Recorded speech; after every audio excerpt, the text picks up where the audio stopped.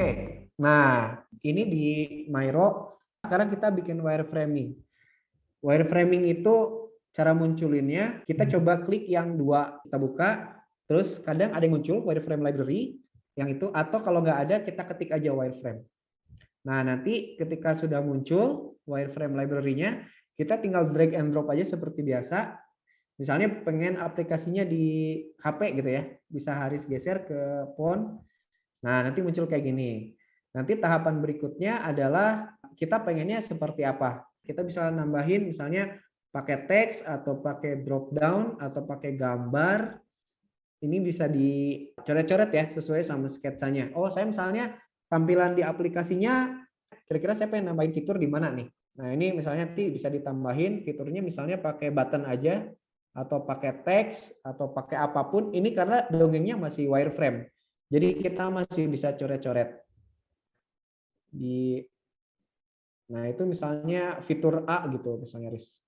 Atau nanti semuanya bisa coba aja, bisa dicoba. Kita bikin wireframing, judulnya apa, menunya apa misalnya ya. Nah di sini banyak juga ada yang button, ada yang drop down. Kalau bentuknya aplikasi kita bisa bikin di sini. Misalnya button, satu lagi tambahin satu aja list button.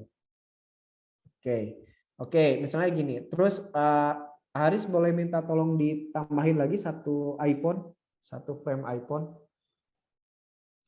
Nah, iPhone satu lagi. Nah, berikutnya adalah saya pengen Bapak Ibu, jadi dari setelah menu satu ada judul, ada button, ini kita kasih garis, kasih garis. Jadi ketika dongengnya, ketika kita klik button, dia muncul halaman apa gitu. Nah, ke situ. Nanti di situ juga sama, kira-kira menunya seperti apa, munculnya apa. Nanti kalau misalnya diklik lagi, kira-kira nanti akan jadi gambaran seperti apa. Ini kita masih low fidelity ya. Jadi gambarnya masih kayak gini, nggak bisa klik-klik, kita masih manual. Jadi kira-kira kalau diklik ini yang muncul apa, diklik ini yang muncul apa gitu. Kalau misalnya aplikasinya di laptop atau aplikasinya di desktop bisa beda juga.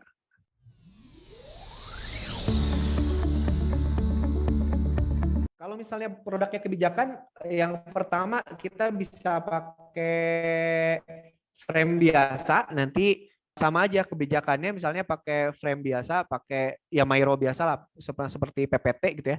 Pakai kotak misalnya, pakai kotak, rectangle atau apa, nanti bentuknya kurang lebih kayak flowchart kalau nanti si apa namanya?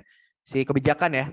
Nanti bentuknya flowchart, tapi ketika misalnya ada data yang ditampilkan di dashboard, nanti kita kasih ilustrasi gitu. Misalnya, oh kalau misalnya kebijakannya ini nanti kenapa dapat ini? Kalau misalkan nanti kebijakan ada iya dan tidak ya. Ada iya dan tidak atau ada penyempurnaan gitu. Nanti kalau misalnya penyempurnaan kebijakannya dilakukan, maka KPI-nya akan naik gitu. Kalau misalnya tidak dilakukan, nanti risikonya apa gitu. Nah, kalau kebijakan sama juga. Jadi kalau yang ini tadi bentuknya aplikasi, kalau yang kebijakan biasanya saya inikan dalam bentuk flowchart.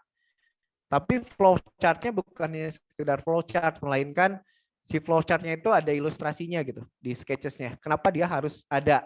Atau misalnya biasanya kalau kebijakan suka saya tambahkan informasi, misalnya kalau regulasi itu ngacu ke mana di kebijakan ya.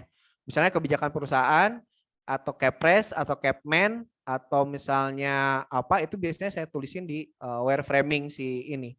Jadi karena wireframing ini kan buat diskusi ya, diskusi sama teman-teman. Jadi ketika kita berpikir akan ada pembaruan kebijakan atau usulan kebijakan, kita udah punya dasar hukum. Kenapa? Karena kebijakan itu produk hukum. Nggak bisa ujuk-ujuk kita bilang, ini harus diperbaiki nih, karena apa gitu. Makanya kalau di kebijakan itu biasanya suka ada menimbang, apa aja sih, ada 3 gitu. Kira-kira kalau kebijakan ini akan kita perbaiki, kenapa? Itu kita masukin insight-insightnya kayak semacam komen atau catatan kenapa kebijakan ini harus diperbaiki. Misalnya bisa macam-macam datanya, bisa data regulasi, data pendapatan, atau data hasil survei, data apapun itu biasanya dimasukin. Tapi hanya semacam informasi aja, ilustrasi bahwa kenapa kebijakan ini perlu ditingkatkan. Terus kemudian kalau kebijakan nanti kita mention juga kira-kira siapa yang melakukan. Kalau kebijakan nanti kebijakan akan turun kan jadi SOP, jadi instruksi kerja atau jadi working instruction, kira-kira nanti turunannya kemana? Siapa yang akan melakukan? Kalau si kebijakan di situ ya bedanya sama si aplikasi. Kalau aplikasi kan nanti back end-nya tuh admin. Admin harus nyiapin apa, nyiapin apa. Kalau kebijakan kira-kira yang ngajuinnya siapa, nanti kira-kira pelaksana kebijakan di lapangannya siapa. Jadi kita bisa tahu pas saat kita jelasin tuh, oh ini ada kebijakan yang baru tentang penagihan misalnya. Yang penagihan siapa nanti yang akan melakukan? Apakah AR-nya ikut atau misalnya tim penagihan atau siapa? Jadi informasinya cukup lengkap di saat ini ya, di saat wireframing sama sketching. Ini kan kita masih ini ya, masih ngumpulin semua bukti, semua evidence yang kita punya, kita masukin dulu ke sana.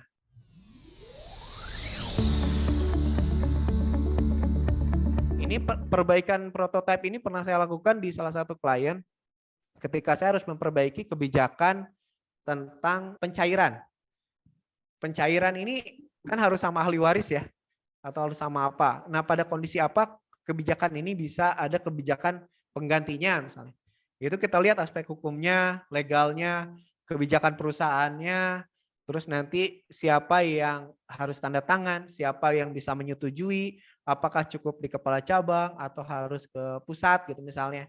Nah, itu nanti yang seru biasanya. Bahkan kalau kebijakan yang biasanya mengakibatkan atau berdampak hukum, biasanya ada tim yang diajak dari orang hukum.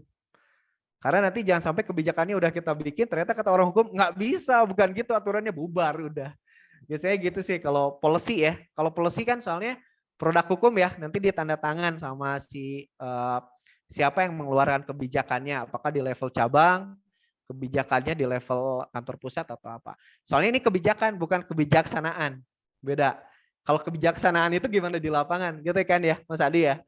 Gimana kalau kebijaksanaan bisa level pimpinan cabang, tapi kalau kebijakan itu biasanya mengikat ke seluruh organisasi.